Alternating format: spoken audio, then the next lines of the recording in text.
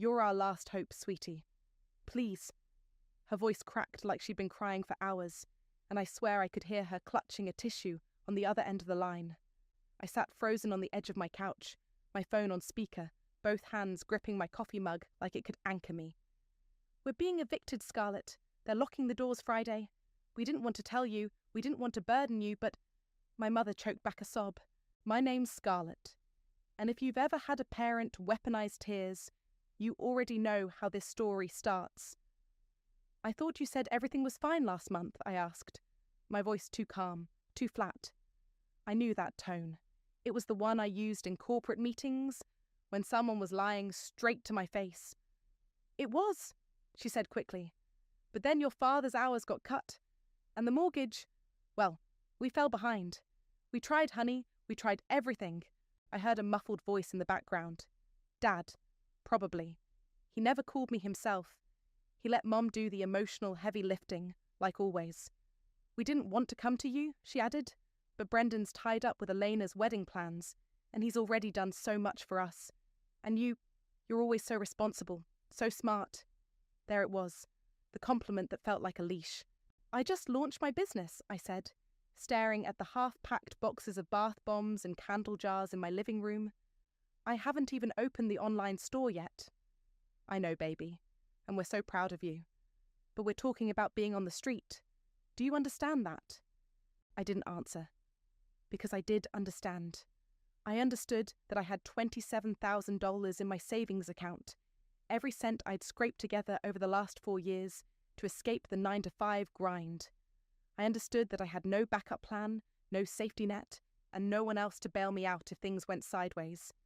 But I also understood my mother. She'd been pulling this kind of thing since I was 10. The dramatic breakdowns, the guilt, the way she always made it sound like I was the only one who could save her. And somehow, despite everything, I still wanted to be the daughter who could. How much? I asked. She sniffled. 25, just to catch up. We'll pay you back, I swear, with interest. I laughed. I didn't mean to. It just slipped out. Scarlett, she snapped, her voice sharpening like a knife. This isn't funny. No, I said. It's not. There was a long pause, then softer. We raised you. We gave you everything. All we're asking for is a little help.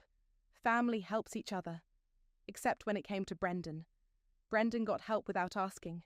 Brendan got a new car at 22, a down payment for his condo, a job through Mum's cousin even though he failed out of college twice.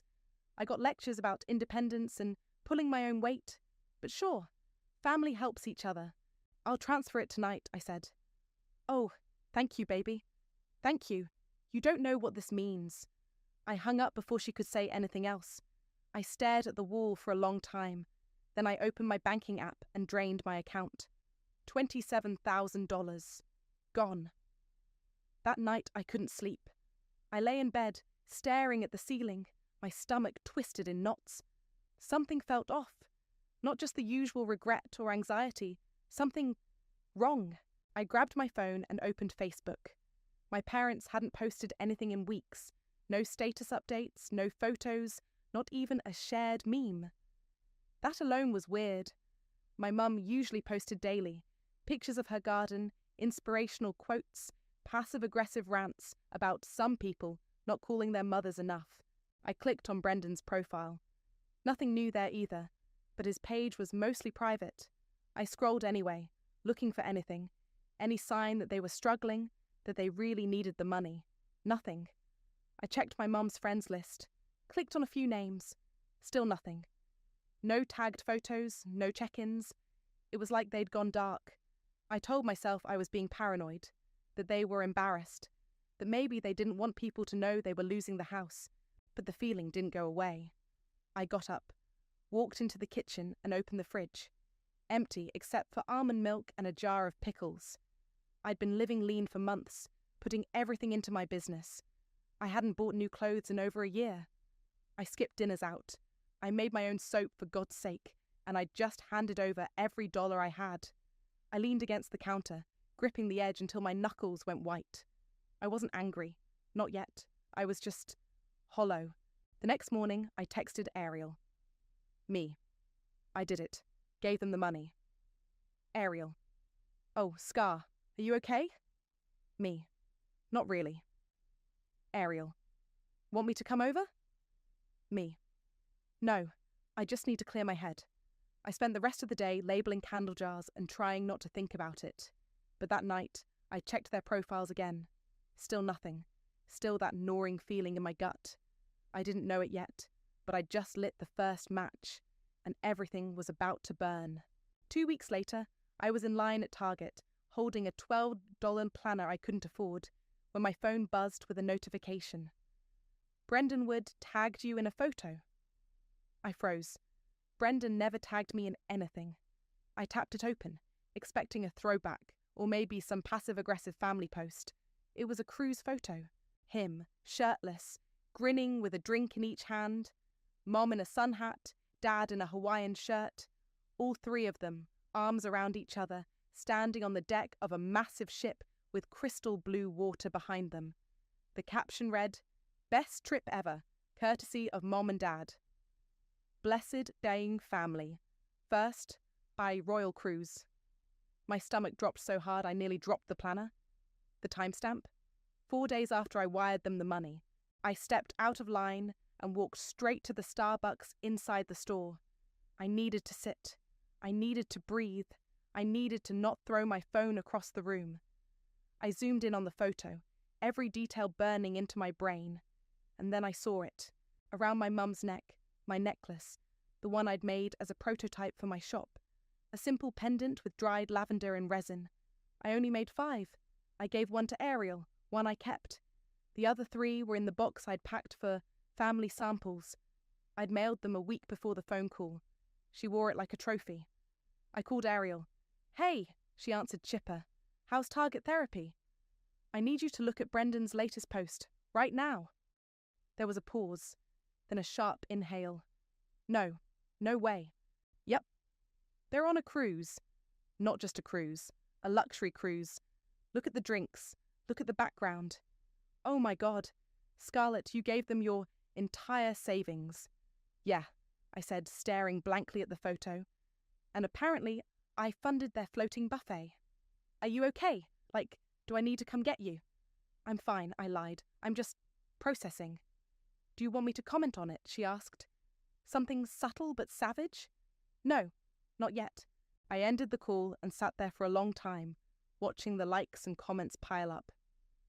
You guys look amazing. So jealous. Enjoy every second. Family goals. I wanted to scream. Instead, I scrolled through Brendan's tagged photos, looking for more clues. There were 5 more posts. One showed them in a private cabana, another at a fancy dinner, Mom holding a glass of champagne, Dad laughing like he didn't just fake financial ruin. Brendan posted a boomerang of them dancing at what looked like a casino night on the ship. I clicked on one of the comments. Didn't y'all just say you were having money problems? LOL, this don't look broke. No reply. I opened my banking app, still drained. I stared at the screen, heart pounding. Not from sadness, not even from shock, from rage. I'd been scammed by my own family. I left the planner on the Starbucks table and walked straight out of the store. Back home, I yanked open the closet where I kept my shipping supplies. I pulled out the box I'd sent them, the one with the sample products. I'd taken a photo of its contents before mailing it. I pulled up the picture on my phone. All 3 necklaces were there.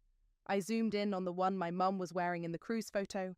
Same lavender pattern, same chain length, same tiny imperfection in the resin swirl. They'd planned this. They knew exactly what they were doing. I started pacing. My hands shook. I called my mom. Voicemail. I tried Dad. Straight to voicemail. I didn't bother with Brendan. He wouldn't answer anyway. I texted all 3. Me. Hope the cruise is nice. Must be a relief not to be homeless after all. No reply. I waited an hour. Nothing. Ariel came over with wine and a frozen pizza. I don't even know what to say, she said, curling up on my couch. This is next level evil. They lied to my face, I said, pacing. They cried. They guilted me. And then they took Everything. I had and went on vacation. Scarlett, you have to confront them. No, I said. I'm not going to scream or cry or beg for an apology. That's what they want. That's how they win. So what then? I'm going to make sure they never do this to me or anyone else again. Ariel blinked. Okay, but how? I didn't answer right away. I sat down, pulled my laptop onto my knees, and opened a new spreadsheet. First, I said, I'm going to find out exactly how much they've taken from me over the years. And then? I looked her dead in the eye. And then I'm going to take it back. She raised her glass. To Karma. I clinked mine against hers. To Karma. And to the fire I was about to start. You kept records of all this? Ariel asked, eyes wide as she stared at the spreadsheet on my laptop. Not on purpose, I said, clicking through tabs. But I've got email receipts, Venmo logs, old texts. It adds up. How much are we talking? I scrolled down to the bottom. $42,700 over the last 7 years. Ariel whistled. Jesus, that's a whole-ass car. Or a down payment, or a business loan, or literally anything other than funding Brendan's laziness and my parents' fake emergencies. We sat on my living room floor, surrounded by boxes of candle inventory and empty coffee mugs. I hadn't slept much. My focus had tunneled into one thing: the truth. I wanted to know every dollar, every lie. I found something else, I said, pulling out a manila folder from a box I hadn't opened in years. This was from when I moved out of their house. I shoved everything in here. I dumped the contents onto the floor. Old pay stubs, junk mail, a few birthday cards, and a folded letter. What's that? Ariel asked. I opened it. My hands went still. It was handwritten. My dad's scratchy cursive, unmistakable. Scarlett, I don't know if you'll ever read this. I just wanted to say I'm sorry for what we allowed, for not standing up for you more. You didn't deserve it. I hope you find peace even if it's not with us. No date, no envelope, no signature, just guilt pressed into paper and never sent. Ariel leaned over to read it. Holy? He knew. He knew, I said, voice flat. And he still let it happen. I folded the letter and slid it back into the folder. All right, enough mourning. Time to get to work. What's the plan? I want to hit where it hurts, financially, socially, emotionally, but I need leverage. We started with Brendan. I dug through his LinkedIn. His job at the marketing firm looked cushy. Remote, 6 figures, all perks. I checked his public Instagram, then his fiancée's, Eleanor. She posted everything. Engagement ring photos, brunches, gym selfies, even screenshots of sweet texts from Brendan. Look at this, I said, showing Ariel a post from Elena. She thinks he saved up for that ring. Ariel squinted. Isn't that your bank transfer date? Exactly. We kept digging. I found a Reddit account that matched Brendan's username. He posted in crypto groups, bragged about flipping NFTs, even mentioned borrowing family money for investments. I took screenshots of everything. Then I checked my credit reports. Holy crap, I muttered. What? Ariel leaned over. There's a life insurance policy under my name, taken out 3 years ago. Listed owner? Michael Ward? Wait, your dad took out a policy on you? Apparently. That's not normal. No, it's not. I called the insurance company. After a 30-minute hold and a lot of verification, I confirmed it. My dad had taken out a $100,000 policy on me. I wasn't even aware of it. No beneficiary listed. Just sitting there. I ended the call and stared at the wall. They've been planning for my failure, I said. Or worse. Ariel reached for my hand. We're going to flip this. I swear. We spent the next few days building the foundation. I created a burner email, posed as a real estate investor. I found a guy named Morgan through a business contact who specialized in flipping family homes in our area. I asked him if he'd play along for a cut. He agreed instantly. I'll offer them 3 times market value, I said. They'll be too greedy to say no. And then what? Then I'll own the house. Ariel grinned. You're terrifying. I'm just done playing nice. We also started collecting receipts. I printed out every bank transfer, every Venmo note, every "I'll pay you back" text. We organised them into folders, one for my parents, one for Brendan. Then I drafted a timeline, every manipulation, every lie, every favour that turned into a trap. The more I wrote, the more I remembered. Like the time I loaned Brendan $500 for car repairs and later saw him post a photo with new sneakers and a bottle of Dom.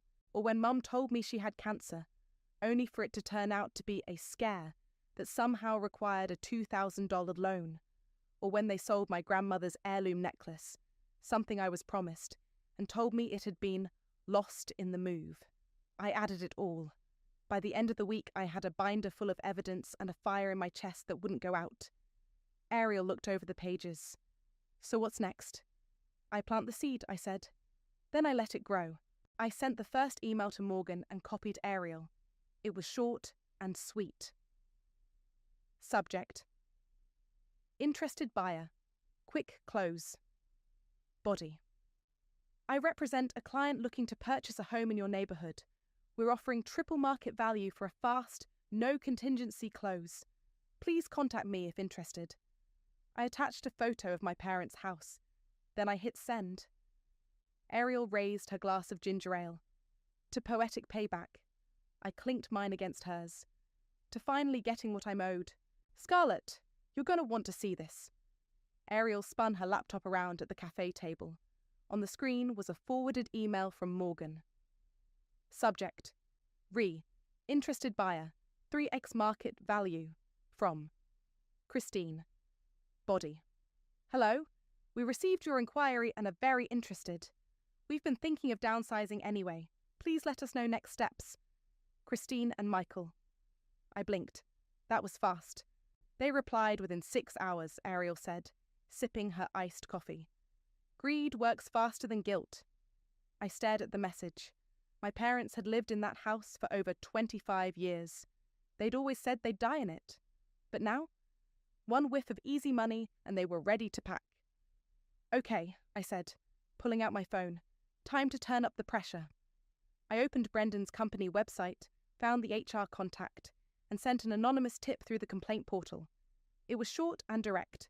Subject: Employee conduct concern. Message: One of your marketing managers, Brendan, is actively running side businesses during work hours and using company resources. Might want to check his Reddit history and crypto wallets. A concerned observer, I attached screenshots. Ariel raised an eyebrow. "You're really doing this?" "I'm not even halfway done." Later that night, I was labeling candle jars when my phone buzzed with a DM. From Eleanor Fox 31.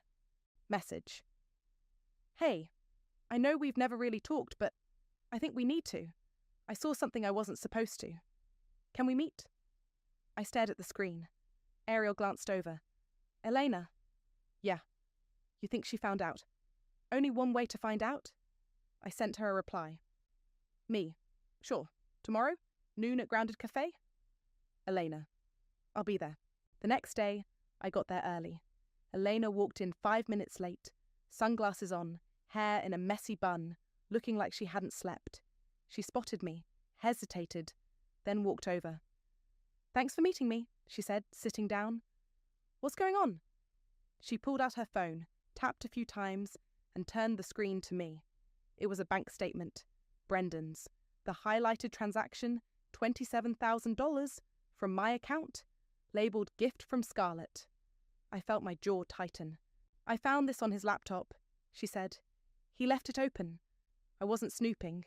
But then I saw the amount and I remembered him bragging that he paid for my ring himself. I nodded slowly. He didn't. I asked him about it. He said you offered it. Said you were finally trying to be part of the family. I laughed, bitter and sharp. He really said that? She looked down. I believed him, at first. But then I saw the cruise photos and your necklace, and I remembered what you said at Thanksgiving last year, about always being the backup plan. I leaned forward. Elena, I'm going to be honest with you. They lied to me. They told me they were being evicted, that they had no one else.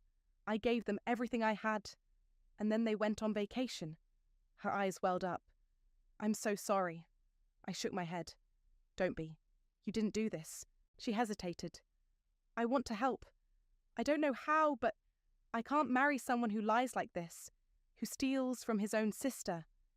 I pulled out a flash drive and slid it across the table. What's this? She asked. Proof? Screenshots, bank statements, insurance policies. Everything they've done. I was going to go public eventually, but maybe you can help me do it with style. She took the drive.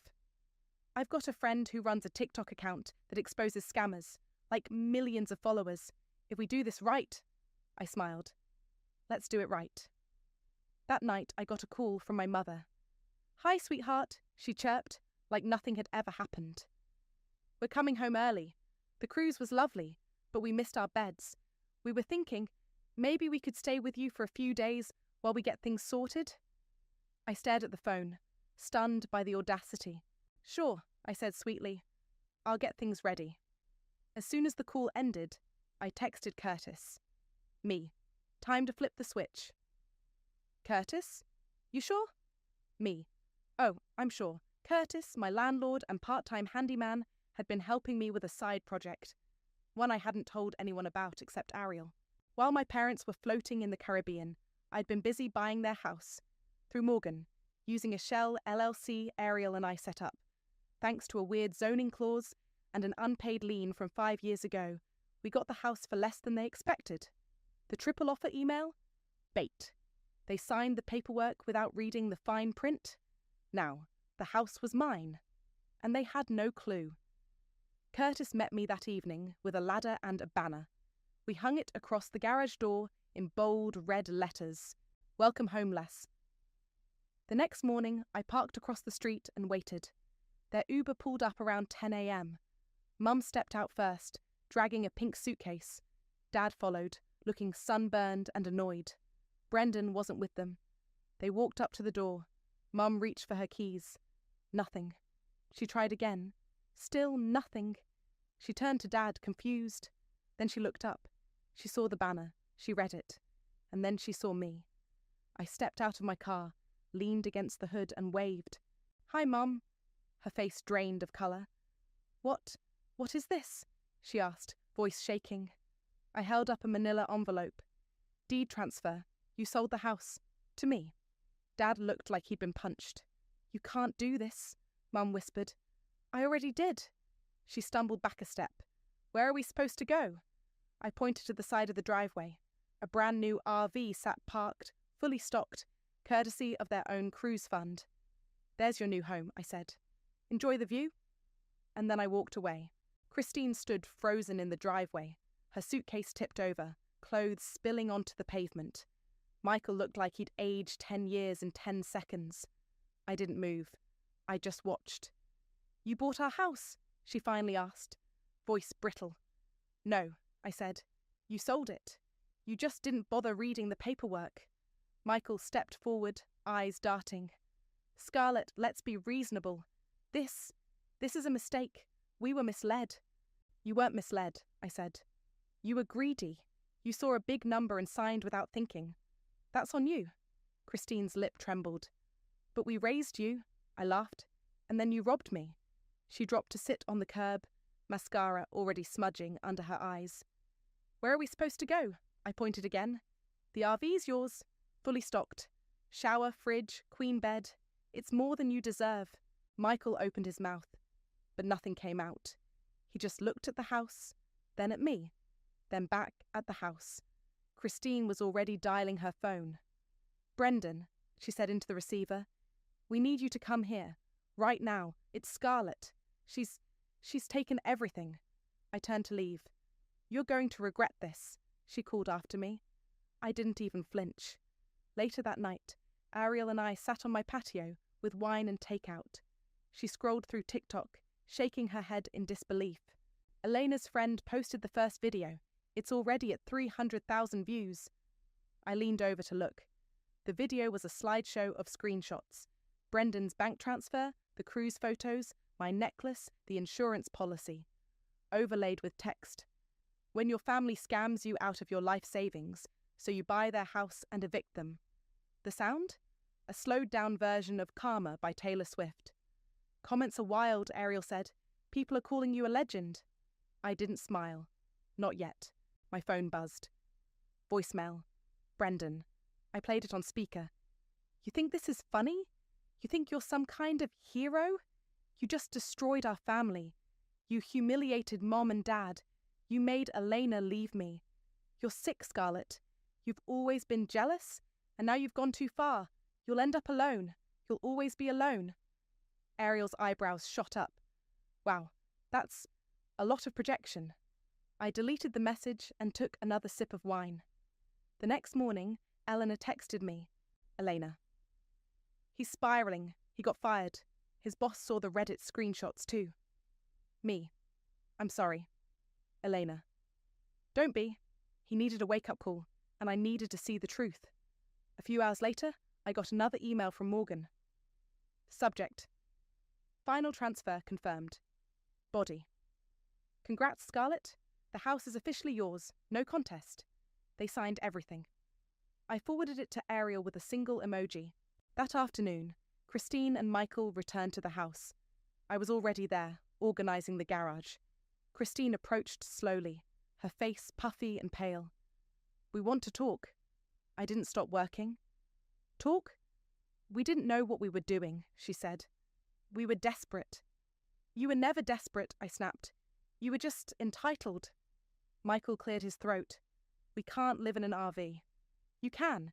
You just don't want to. Christine looked at me like she didn't recognize me. You've changed. I looked her dead in the eye. No, I just stopped letting you lie to me. She opened her mouth, then closed it again. For once, she had nothing to say. I reached into my pocket and pulled out my phone. Want to hear something fun? I pressed play on the voicemail from Brendan. The words echoed through the garage. You just destroyed our family. You humiliated Mom and Dad. You'll always be alone. Christine's face crumpled. Not from guilt, no. From the sound of her golden boy blaming her for everything. You recorded him? Michael asked, stunned. No, I said. He left it willingly. That's who he really is. Christine turned away, covering her mouth. You can stay in the RV until the end of the month, I said. After that, you'll need to find somewhere else. Michael looked like he wanted to argue, but Christine just nodded. They walked back down the driveway, slower than I'd ever seen them move. That night, I lit one of my candles, lavender and a eucalyptus, and sat on the floor of my new living room. My living room. The house was still half full of their leftover furniture, but it already felt different, lighter, like the ghosts were finally leaving. Ariel texted me a link. Ariel. You're trending again. I clicked it. Another TikTok. This one had clips of the voicemail, spliced with photos of my candles and bath products. The caption read, She got scammed, got even, and got her business off the ground. Karma Queen energy. I scrolled through the comments. Where can I buy her stuff? I'd bathe in those candles out of pure respect. She needs a Netflix deal. I laughed for the first time in days. Then my phone buzzed again. New email. Subject. Wholesale inquiry. Tömmerkorb. Info willowandpineboutique.com. Body. We saw your story and love your products. Interested in stocking your line in all 12 of our regional locations. Let's talk. I stared at the screen, heart pounding. Ariel called instantly. Did you see it? I saw it. Scarlett, this is it. I nodded, even though she couldn't see me. Yeah, it is. And for the first time in a long time, I believed it. Curtis stood at the edge of the driveway, arms crossed, watching Brendan's black SUV screech to a stop. He's here, he muttered. I didn't need the warning. I could hear the tires, the door slam, the angry footsteps pounding against the concrete. Brendan came storming up the lawn, face red, fists clenched. What the hell is wrong with you? I didn't flinch. Good to see you too. You humiliated Mom and Dad. You made Elena leave me. You got me fired. Are you proud of yourself? I tilted my head. I didn't get you fired. You did that all by yourself. I just helped the truth come out. He pointed a shaking finger at me. You think you're some kind of hero? You're just bitter. You've always been jealous of me. Curtis stepped forward. Hey, you need to calm down. Brendan turned on him.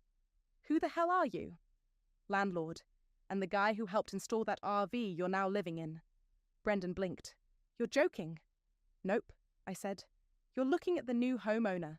He looked at the house, then back at me. You bought it? Technically, you all sold it. I just made the offer. He laughed, but it was sharp and hollow. You're insane. No, I said. I'm done being your doormat. Christine appeared in the doorway of the RV, her face pale and pinched. Brendan, stop. You're making it worse. He ignored her. You think this makes you powerful? You think this makes you better than us? No, I said. It just makes me free. He stepped closer. You think karma's on your side? You think people are actually rooting for you? I pulled out my phone. Want to see the numbers? TikTok's at 1.4 million views. The boutique deal's signed. I've got 5 new wholesale requests in my inbox. People don't just believe me, they're buying from me. Brendan stared at me like I'd grown horns. You're gonna regret this. One day, when you're alone and bitter and broke, you'll wish you'd stayed quiet. I looked him in the eye. You already said that, in your voicemail. Want me to play it again? That shut him up. He turned and stormed back to the SUV, slamming the door so hard the whole car shook. He peeled out of the driveway, tires screeching. Christine walked over slowly, arms crossed. You've ruined everything. No, I said. I just stopped pretending everything was okay. She looked at me like she wanted to say something else. Maybe scream, maybe cry, but instead, she turned and walked back into the RV. Curtis let out a low whistle. That was intense. I exhaled. Yeah. You good? I nodded. Better than I've been in years. He clapped a hand on my shoulder. You ever need a beer, an event session, you know where to find me. Thanks, Curtis. After he left, I sat on the porch steps and watched the sun dip low behind the trees. The house was quiet, the kind of quiet that used to make me uneasy. Now, it felt like peace. My phone buzzed again. Another email. Subject. Feature request. From Local Living Magazine. Body. We'd love to do a story on your candles and your journey. Let us know if you're interested. I smiled. Then I heard the RV door creak open. Michael stepped out, holding a small box. He walked over and placed it on the porch. What's this? I asked. He didn't meet my eyes. Some old stuff of yours. Thought you might want it. I opened the box. Inside were a few childhood drawings, a cracked snow globe, and the necklace my grandmother left me, the one they told me was lost. I looked up at him. I didn't know she left it for you, he said quietly. Christine sold it without telling me. I bought it back last week. Why? He shrugged. Because some things can't be undone, but maybe they can be acknowledged. I didn't say anything. I just nodded. He turned and walked back to the RV. That night, Ariel came over with takeout again. We sat on the floor of my new living room, eating noodles straight from the containers. So, she said, mouth full. What now? Now I build, I said. The business, the brand, my peace.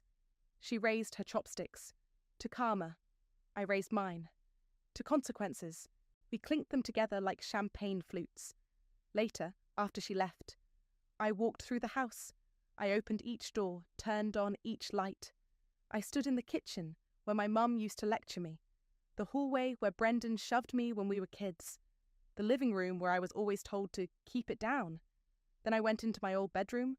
It was still painted pale yellow. The closet still had stickers on the inside of the door. I sat on the bed and pulled out the letter from my dad, the one he never sent. I reread it. I hope you find peace, even if it's not with us.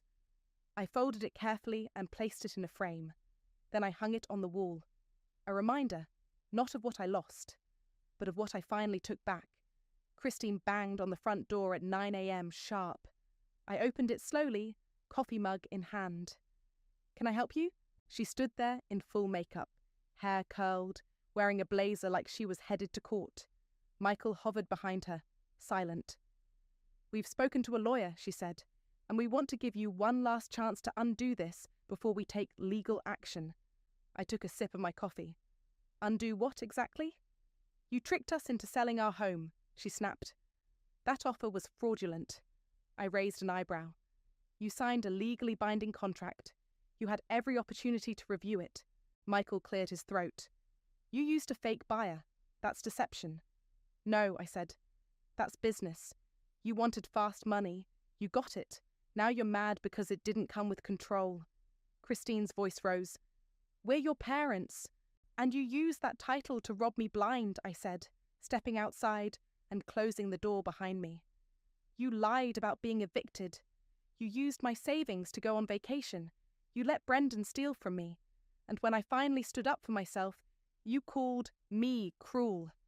Neighbours were starting to peek through blinds. Christine noticed. You think this is justice? She hissed. You think the internet clapping for you makes it right? No, I said. What makes it right is that you finally have to live with the consequences. Publicly. Michael stepped forward, voice low. You're going to regret this, Scarlett. I looked him in the eye. I already did. For years. Not anymore. Christine's face twisted. You'll end up alone. I smiled. Better alone than lied to. She turned and stormed off. Michael followed, slower, glancing back once. I didn't wave. By noon, Brendan showed up. I was in the garage, organising candle shipments. He didn't knock. He just walked in. You've ruined our family, he said, voice tight. I didn't even look up. You ruined it. I just stopped pretending. You humiliated us. You made us look like criminals. You are criminals, I said, finally turning to face him. You stole from me. You lied. You manipulated. And now you're mad because people know. He stepped closer. You made Eleanor leave. No, I said. You did that when you lied to her, when you used my money to buy her ring. She would have never known if you hadn't. Exactly, I cut in. She would have never known. That's your problem. He stared at me, breathing hard. You think you're better than us now? No, I said. I think I'm finally nothing like you. He looked around the garage, at the labelled boxes, the shelves of candles, the framed articles on the wall. You think this little business makes you powerful? I pulled out a letter from a stack. This is from a boutique in Portland. They want to carry my line. That's my third new retailer this week. He scoffed. You're still going to end up bitter and alone. I shrugged. Maybe, but I'll be honest. And solvent. He walked out without another word. That night, Ariel came over with a bottle of champagne. I saw the article in Local Living, she said, popping the cork.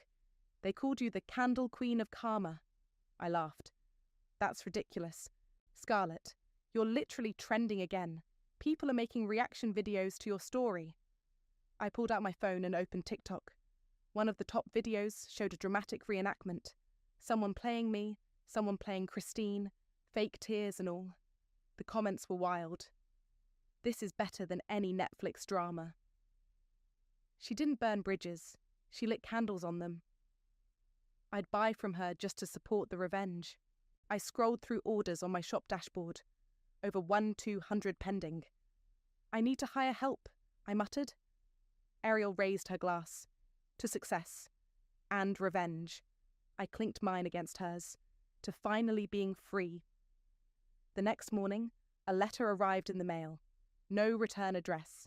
Handwritten. I opened it slowly. Inside was a short note. Scarlett, you didn't deserve what we did. I see that now. I don't expect forgiveness, but I hope one day you'll believe I loved you, even if I didn't show it right. Dad. I stared at the paper for a long time. Then I folded it and placed it next to the first letter, the one he never sent. By evening, the RV was gone. No goodbye, no note. Just an empty driveway and silence. I stood at the window, watching the sun set over the street. Ariel texted me. Ariel. They're gone? Me. Yeah, Ariel. How do you feel? I stared at the screen. Then I typed. Me. Lighter. I locked the door and turned off the porch light. For once, I wasn't waiting for anyone to come home, because I already was. I was restocking shelves at the pop-up market booth when a woman walked up, holding one of my lavender candles. Is this the one from the video? she asked, grinning. Depends which video, I said, smiling back. The one where you bought your parents' house after they scammed you. I nodded. That's the one. She laughed. Iconic. I've been following the whole thing. My sister and I binged every TikTok. You're kind of a legend. I handed her a wrapped version of the candle. Glad you like it. As she walked off, Ariel appeared behind the booth, balancing coffee cups. You just got recognized again. That's the third one today. I took my cup. It's weird. It's awesome, she said. You turned trauma into a brand. I gave her a look. Okay, fine. You turned survival into a brand. Better? Closer. We packed up the booth an hour later, loading boxes into her car. Business had exploded since the videos went viral. I'd hired 2 part-time helpers, rented a small studio space, and was shipping orders faster than I could make them. As we drove back to the house, Ariel glanced at me. You ever think about reaching out to them? I didn't answer right away. No, I said finally. They made their choice, and I made mine. She nodded. Fair. Back at the house, I unlocked the door and stepped inside. The air smelled like vanilla and eucalyptus. One of the new blends. The walls were freshly painted. The furniture was mine now. The ghosts were gone. Ariel flopped onto the couch. So, what's next? I opened a box of new candle labels. I keep going. Build the business. Maybe open a storefront someday. She smiled. You're not scared anymore. No, I said. I'm not. There was a knock at the door. I opened it to find Curtis, holding a small envelope. This came to the old mailbox, he said. Thought you'd want it. I took it and thanked him. He nodded and walked off. Back inside, I opened the envelope. A check fell out. My breath caught. It was from Eleanor. Amount. $13,500 memo. My half. I'm sorry it took so long. A note was folded with it. Scarlet. I sold the ring. I figured it should go toward making things right. Thank you for showing me the truth. I hope you're doing well. Elena. I stared at the check for a long time, not because of the money, but because someone had actually tried to make amends. I showed it to Ariel. Wow, she said. Didn't see that coming. Me neither. I set the check aside and pulled a small frame from the bookshelf. Inside was the letter my dad never sent, the one I'd found in that old suitcase. I hung it on the wall of my office, right above my desk. A reminder, not of pain, of clarity, of the moment I stopped letting them define me. Later that night, I sat alone in the living room, a candle burning beside me, soft music playing in the background. The house was quiet, not the kind of quiet that feels empty, the kind that feels earned. My phone buzzed. New order, 3 items. Customer, I will note. Saw your story. Buying from you feels like lighting a little justice in my living room. I smiled. I wasn't cruel. I was just finally someone they couldn't lie to.